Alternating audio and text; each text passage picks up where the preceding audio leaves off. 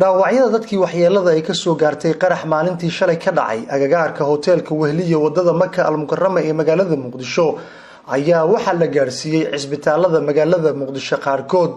dhaawacyada waxay isugu jiraan kuwa daran iyo waliba dhaawacyo fudud, waxaana dadka dhaawacyadu intooda badan ay yihiin kuwa saameyn xoogan uu ku yeeshay qaraxa oo ahaa mid aad markaasi u saameeyay gabi ahaanba dadka ka agdhawaa goobta qaraxu ka dhacay.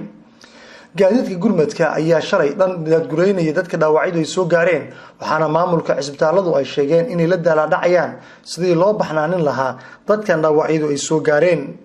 qaraxyadii ugu dambeeyay ee magaalada Muqdisho ka dhacay ayaa saameyn xoogan ku yeelanaya dadka shacabka, waxaana qaraxyadanu imaanayaan xilli khilaaf siyaasadeed isqabsi dowladda uu taagan yahay kaasi oo ku aadan mooshinno baarlamaanka federaalka Soomaaliya dhexdiisa hadba dhinac saameyn xoogan ku yeelanaya. dadka magaalada Muqdisho ayaa waxay walaac ka muujinayaan qaraxyadan aan kala fogeyn ee ka dhacay gudaha magaalada Muqdisho, iyadoo dadku ay xasuus qabaan isla markaana ay niyadda ku hayaan qaraxyo dhowr hore u dhacay. qaraxan oo mid aad u xoogan ayaa haddana khasaarihiisu uusan aad u badnayn, inkastoo khasaare xoogan uu geystay. dhaawaca 30 ayuu kor u dhaafayaa sida ay xaqiijiyeen qaar ka mid ah maamulada cisbitaalada magaalada Muqdisho. dhaawacyada dadkii waxyeelada ay ka soo gaartay qarax maalintii shalay ka dhacay agagaarka hoteelka Wehliya wadada Maka al-Mukarrama ee magaalada Muqdisho ayaa waxa la gaarsiiyay cisbitaalada magaalada Muqdisho qaarkood. dhaawacyada waxay isugu jiraan kuwa daran iyo waliba dhaawacyo fudud, waxaana dadka dhaawacyadu intooda badan ay yihiin kuwa saameyn xoogan uu ku yeeshay qaraxa oo ahaa mid aad markaasi u saameeyay gabi ahaanba dadka ka agdhawaa goobta qaraxu ka dhacay.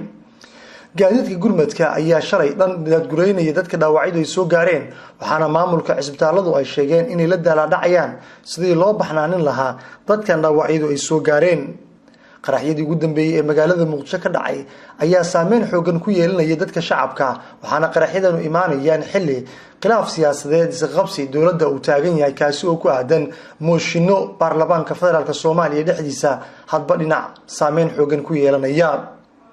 dadka magaalada Muqdisho ayaa waxay walaac ka muujinayaan qaraxyadan aan kala fogeyn ee ka dhacay gudaha magaalada Muqdisho, iyadoo dadku ay xasuus qabaan isla markaana ay niyadda ku hayaan qaraxyo dhowr hore u dhacay. qaraxan oo mid aad u xoogan ayaa haddana khasaarihiisu uusan aad u badnayn, inkastoo khasaare xoogan uu geystay.